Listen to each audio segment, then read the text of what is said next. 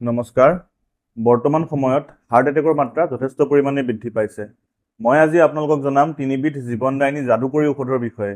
যদিহে আপোনালোকৰ ঘৰৰ ওচৰত ডক্টৰ বা হস্পিটেলৰ সুবিধা নাই, তেনেহ'লে ইমাৰ্জেঞ্চি কণ্ডিশ্যনত আপোনালোকে এই তিনিবিধ ঔষধ খুৱাই ৰোগীজনৰ জীৱন বচাব পাৰে।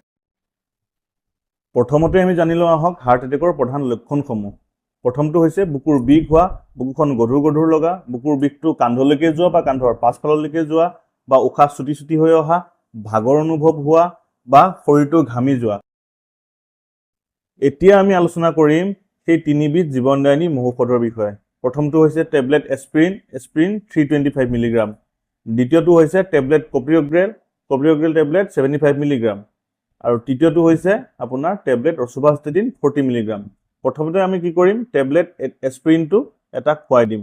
দ্বিতীয়তে টেবলেট কপ্ৰিঅগ্ৰেল 75 মিলিগ্ৰাম 4টা টেবলেট একেলগে খুৱাম। 4টা টেবলেট একেলগে খোৱালে পাৱাৰ কিমান হ'ব? 300 পাৱাৰ। আৰু তৃতীয়তে আমি খুৱাম টেবলেট ৰচুভাষ্টেটিন 40 মিলিগ্ৰাম।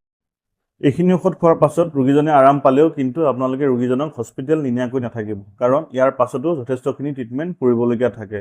গতিকে আপোনালোকে যিমান পাৰি সোনকালে ওচৰৰ হস্পিটেললৈকে নিয়াৰ ব্যৱস্থা কৰিব। ধন্যবাদ।